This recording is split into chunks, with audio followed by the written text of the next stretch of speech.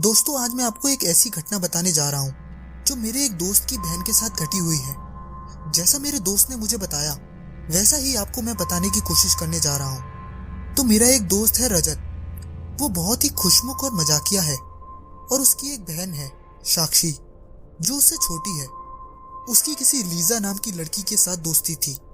उन दोनों में गहरी दोस्ती थी। लीजा हो या साक्षी, दोनों हर बात एक दूसरे को बताती थी। साक्षी हर काम को करती थी जो लीजा उससे बोलती, और लीजा की भी यही आदत थी। लीजा को घर से बाहर जाने की अनुमति बहुत ही कम मिल पाती थी क्योंकि उसके पेरेंट्स बहुत स्ट्रिक्ट थे। लीजा की जल्द ही शादी कर दी गई और वो अपने ससुराल चली गई। शादी के 1.5 साल बाद वो डिलीवरी के लिए अपने मायके आई तो फिर से दोनों सहेलियों का समय साथ बीतने लगा। जब डिलीवरी का टाइम आया तो उसके ट्विंस लड़के हुए, लेकिन लीजा बच नहीं पाई। अब उसके जनाजे में साक्षी का पूरा परिवार गया था। साक्षी मन ही मन रो रही थी और चुपचाप बैठी थी। वो अचानक घर से बाहर निकल गई। इधर आकाश ने बहन को वहां नहीं देखा। तब आकाश ने घर से बाहर निकलकर देखा तो उसे बड़ा अजीब लगा।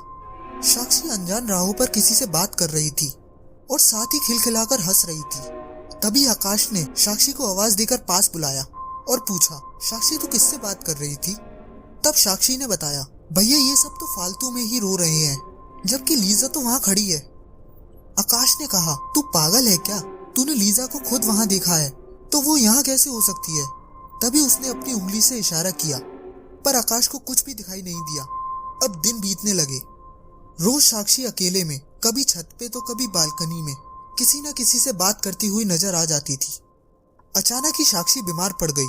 उसका कहीं इलाज बैठ नहीं रहा था, पर वो हमेशा किसी से बात करती रहती थी। यह देख के घर वाले बहुत ही परेशान रहते थे। फिर एक दिन साक्षी ने माँ से खाना मांगा तो वो डाइट से ज्यादा खाने लगी। उसकी माँ हैरत में पड़ गई और खाना खाते खाते कुछ बड़बड़ा भी रही थी। उसकी माँ को बड़ा अजीब लगा कि साक्षी कभी भी इस तरह का बर्ताव नहीं करती है, इसको हो क्या गया है। फिर अचानक वो अपनी माँ से गोश्त की मांग करने लगी और कुछ अरबी में भी बड़बड़ा रही थी। उसकी माँ को गड़बड़ लगने लगी। तब उसकी माँ ने पड़ोस वाली चाची को बुलाया। वो लीजा की माँ थी। तब लीजा की माँ ने कहा कि ये अरबी भाषा में बकरे की तगड़ी मांग रही है और बोल रही है कि इसकी सास इसको गोश्त खाने नहीं देती थी। ये सुनकर साक्षी की माँ का दिल बैठ गया।